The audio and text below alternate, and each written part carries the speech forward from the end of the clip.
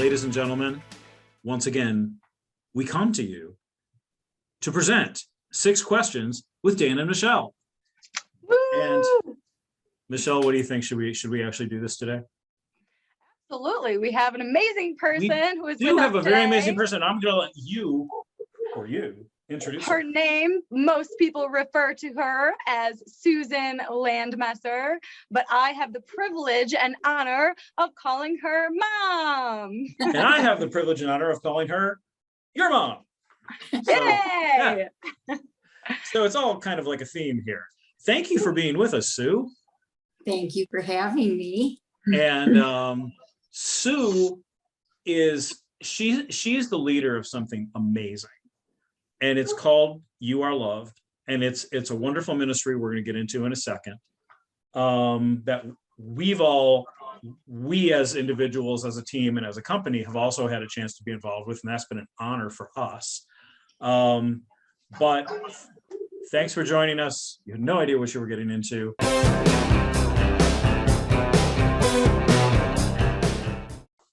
Sue, tell us what the You Are Loved ministry does. The You Are Loved ministry just goes out and tries to help keep the homeless warm. Okay. And how do you do that exactly? We collect donations from the community. We get them sleeping bags. We put inside the sleeping bags, we try to layer up a nice warm blanket, we put a warm blanket in there, but we try to layer up clothing like it's if we were, you or I, or we're going to go outside and sledding or something, we would layer up. So we try to just pretend like we're dressing the homeless for something like that. And we put that in the bag with necessities, toiletries, and then some type of spiritual or Bibles or devotional reading material that can kind of give them hope. Okay. And there was a lot more community support in this year, I think, especially, but quite a bit last year, and then it really ramped up this year. Can you tell us about that? Oh, well, it started out kind of because it was something that I just did with the kids. And then I took a couple years off and to go through some treatments. And my niece had put on Facebook Marketplace, that I was looking for donations, because I would throw it out there on my Facebook, hey, I'm doing this again. And, people kind of knew what we were doing. And Corsi's restaurant in Livonia reached out and said that due to the pandemic, they couldn't keep their restaurant open. So they had offered to open it up for donations from the community. And the community just went absolutely crazy. Yeah. And all of these donations were in my house. So and for months. I mean, it's not like all those donations were in your house for 3 days. I mean, you lived with them for months. Like gigantic piles of bags everywhere. Yeah, it was there was hardly any walking space in the house. But only by the grace of God, I was able to remain calm during that whole thing. I don't know, because I don't know who else to I don't know where it came from. And then the Livonia Today magazine did a beautiful article, and they took pictures of the of all my stockpiling here. And who was the writer on that magazine? She wasn't too bad. She seemed to have potential. She really was an excellent writer. She portrayed it perfectly. Yeah. Her name was Michelle Cole. So. Yeah. I thought that maybe she could do a couple of things. Yeah, she did a beautiful article, and it gained a lot of recognition, so much that the Livonia AM Rotary reached out to me and asked if they could help me this year. And they did. They found a building for me, Mark Canvasser from Canvasser Development, said that we could use one of the buildings that hadn't been rented yet in a strip mall. So we were able to use that, and people brought their donations in. We went there and we had tables. It was just a lot of the Livonia Senior Center put a donation box in their building. Friday Musings put it in all of his Livonia paperwork. Everybody that moves to Livonia, if they need to know what's going on, they turn to him. So he knows all the little ins and outs of what's going on in Livonia. So he gave us a lot of publicity as well. So with all the different people reaching out and exposing it, the building was now swamped like my house. Right. But at least you didn't have to live there. No. Although it probably seemed like you lived there at times. Yeah. But it made things a lot easier, because as the donations were coming in, I was able to wrap up sleeping bags, while it was coming in. So last year we were like waiting till the very tail end, and then we were just like sorting and wrapping up bags, and it was just insane. So we learn a little each year how it goes smoother. So.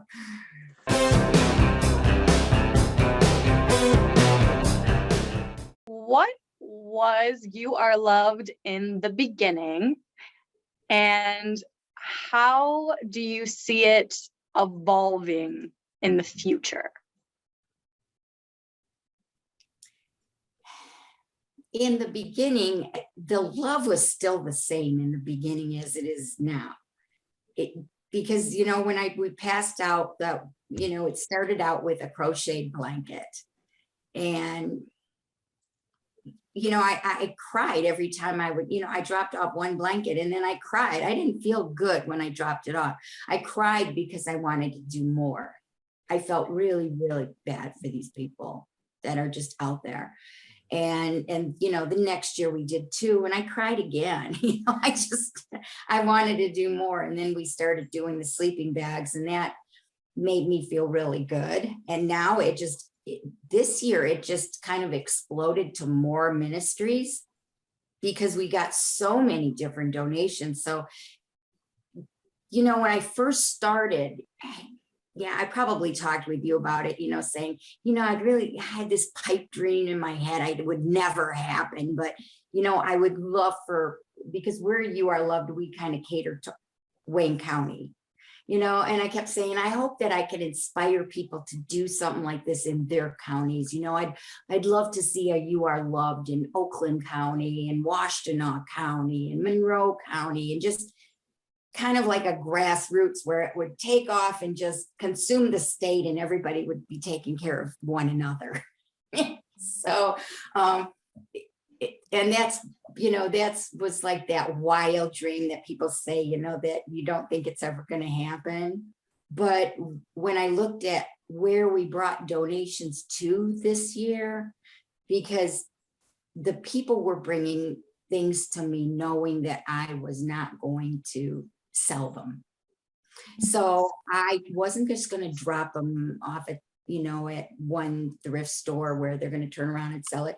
So I actually had to sit down and do research and look for places that were actually going to use all these things immediately. So I had to do some homework, and these places were in Brighton. They were in Pontiac. They were in Wayne County, but they reached out. We went all the way out, and so, we went farther than my little circle. So maybe this year was kind of like that first blanket, but in a bigger sense. I can just see it happening. It might, if people come through and want to be, partners and do a You Are Loved, Oakland County or whatever, and I would just love to see that. I would just love to see that. Because this year you gave, we were all there this Saturday for the distribution to, the homeless with the community barbecue and everything, which I love, which was amazing. I love our group. but not also bad. you were getting not bad. Yeah, you were, but also you were getting these donations for, like kids stuff, and the community was giving back in so many ways that you went to, like women's domestic shelters, and you went to so many different places. So even the donations that were really coming in, I mean, you weren't turning them away. You really found ways to expand and, have groups of friends with you that would come, and, all of us would come, and you really, I mean, you expanded a lot more to just general people in need in Michigan. And I love that. And I love you. I love that too. We made so many friends when we went to the shelters. I mean, when we went to Brighton and brought things out. They've actually reached out to me and they wanted to know if we ever need food, that they can bring us food, and that they said, please let people know, even if it's in Detroit, that, we have food, a pet pantry there. Wow. And if any of the homeless people have pets and they can't feed them, that they would bring food to let us, have food to bring to them. So, and I mean, just really, really nice people. And the domestic shelter was just an awesome place. And we're actually going to go there and spend a day with them. And just because they have a little classroom in there for the kids. The kids are so cute. They're so adorable. And, and just be a part of that. So I'm really excited. I love meeting these new people. I love it. And the new shelters that are going up, the Pope France, the big one at TCIF. I mean, there's just so many people that I made so many new friends that they all have the same passion that I do. And it's, what a great group of friends. I mean, I couldn't ask for anything better. I love it.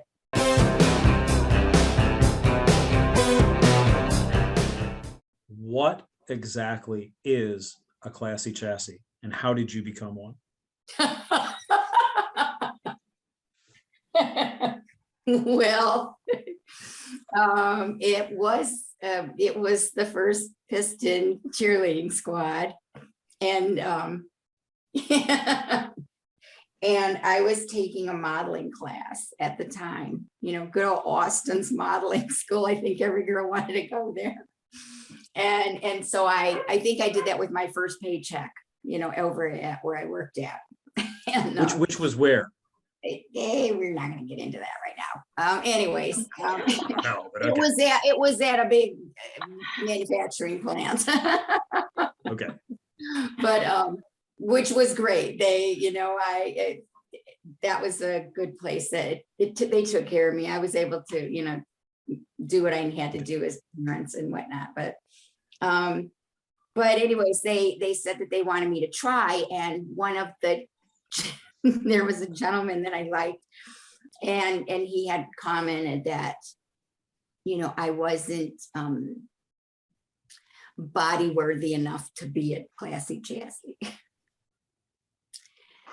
Yeah, I don't know, typical dude question. I don't know. I guess Out of didn't think here. I had, yeah. Well, you know what? Back in the day, I looked and I said, it's not what you got, it's how you use it, and I can use it, And then, I went home and cried because I'm going, he's so right. I don't have that. Yeah, I was really, really upset. So, anyways, my dad, I did go, and there were, I think, like maybe, I don't know, 500 girls that tried out. And then they broke it down to 150, and then the 150 had to try out, and then they picked 24.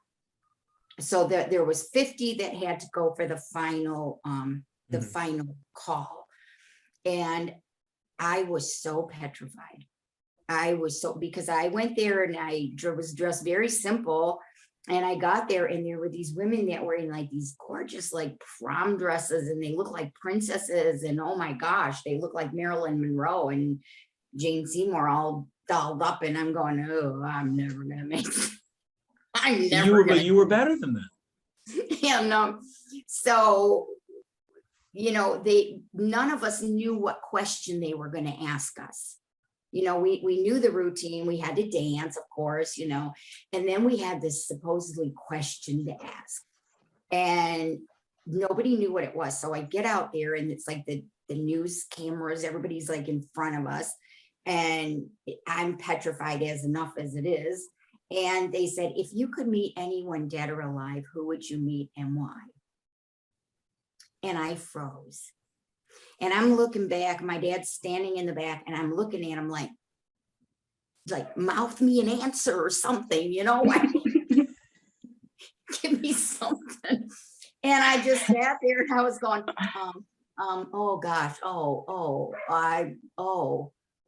it just, I feel like I said that for about 15 minutes. And then finally I looked at my dad, who used to work for the Solidarity House in Detroit. And I looked and I said, Walter Reuther. Of all the names, The judge looks they would and goes, eventually name a freeway after him. So yeah. so the judge looks at me and he goes, Walter Reuther, why?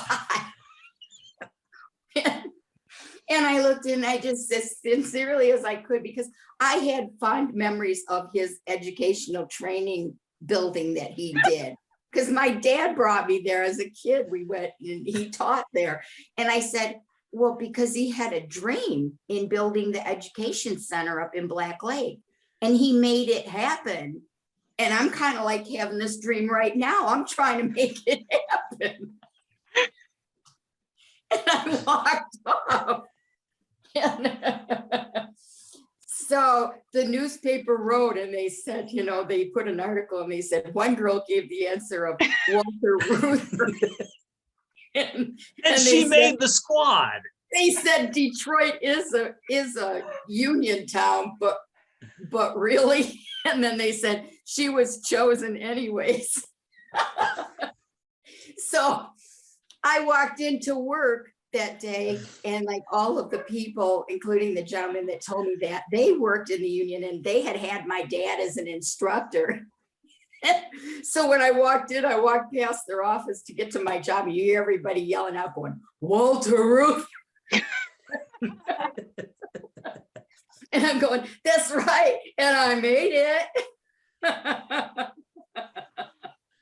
Oh my gosh. I gotta say, of all the questions I've ever asked, that one went in a totally different direction than I was expecting. I'm so sorry. I didn't mean to. But it was great. That's funny. Okay, so I hope that the funny. girls that are trying out for Piston cheerleaders now are given. Oh no, answers like those that. girls, I'm telling you what, nobody knew what we were doing. We really didn't. They had us on roller skates for one routine and we didn't practice. I mean, it was like we knew the dance and here's some roller skates. We're like, are you kidding me? We were like, it was like kind of a big joke, but but the thing that I love about it was that my mom was still alive. My mom was very, very sick. My mom passed away that year. So I only did a half of year on the squad and then I left because I had to take care of my mom who passed away that year, but she allowed me to go. She was allowed to go to that game. So she was able to see me perform that day. So that was really special for me.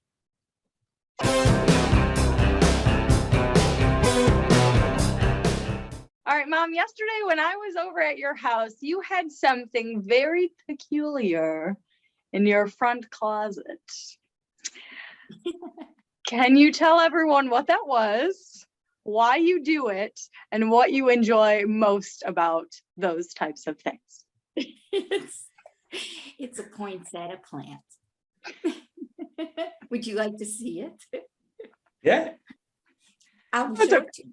No, that's okay. No. Don't Well, move the because then poinsettia you're plant, I did just found out about this because I love gardening. I love gardening. So I heard that once the leaves drop off, most people throw them away. I did that for years. But then I got a little lazy one day, I think, and I just forgot about it on the counter. And I noticed these little buds starting to grow after the leaves. And I went, this looks like it's coming back to life. So I kept it all winter, and the leaves, it just got bigger and bigger. And then I transplanted it in the spring, and it doubled in size, the plant did. And I read it in October, if you want the leaves to turn red, you put them in the closet at 5 p.m. and they have to stay in total darkness for 14 hours a day. And by Christmas, all the leaves will turn red. So all the baby leaves have turned red. The other ones are slowly starting. Kind of amazing. So. And what do you love most so far about gardening? Because you do so much. You have so many plants. You have a beautiful garden in your backyard. I feel like every day I go over there and you picked up 5 more plants and you're telling me something about them. They do bring me a lot of joy. I think it just represents, I want to create, because my garden is not where I wanted to. I planted a lot of plants. I'm hoping that next summer because they come back every year and they'll multiply. So I'm waiting for that point for it to get really full and lush. And, and the Bible talks about God created the garden for Adam and Eve to come in and talk with God too. So I just wanted a nice garden that I could go sit and do some reflecting and have people, come over and, just get some peace and, just be part of that garden and, for other people to enjoy it. I want them to enjoy it as well.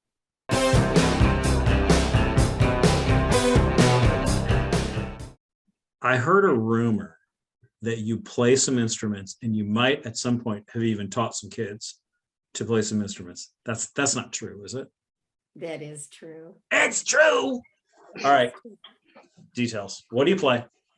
I play guitar. Okay. I pick and grin on the guitar. But I did teach. I have a passion for, I don't know, I tend to like little kids. I just so I write little songs, songs about Jesus and God and all the Bible stories, and I put it to the music of the songs that they sing as kids, the little nursery rhymes. And I teach that to them, and I made them, I think we made 35, maybe, I think 35 guitars, little guitars, not wood, but they were about that thick, stacked up on cardboard, and they were strung with fishing line. And I taught them the song and I showed them how to strum, and they all got to play in the mall. In the mall? Yes, at the mall in Monroe. So it was at a Christian daycare. Okay. So, and they named their band Rock Stars for Jesus. So that's how they were announced up on the stage. And they did very, very well. I was really proud of them.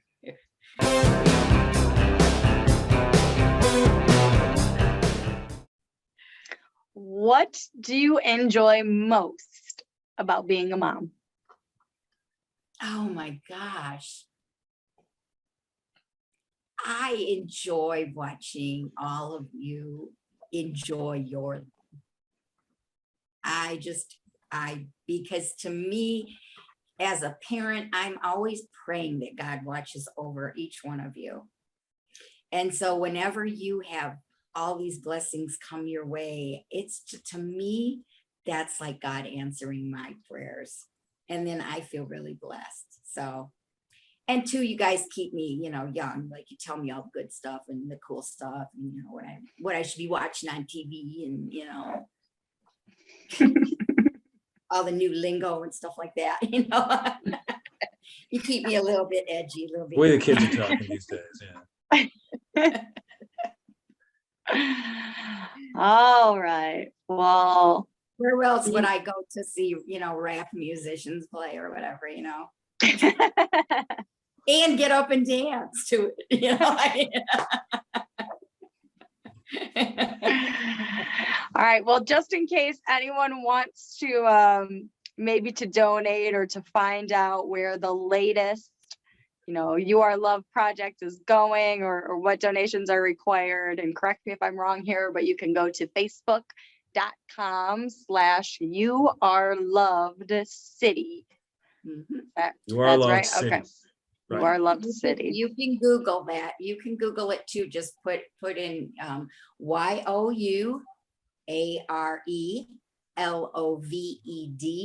YOUARELOVEDCITY on Facebook, and that will pull us right up. Got it. Okay, well, Susan Landmesser, also known as Michelle's mom, frequently referenced around here. I think the name Mama Bear gets thrown around a little bit too. Yeah, mine. She's my mama bear. Thank you so much for being one of the funnest guests we've ever had on Six Questions with Dan and Michelle. And we love you. I We love you love guys too. So we'll see you again soon. All right, take care. Okay.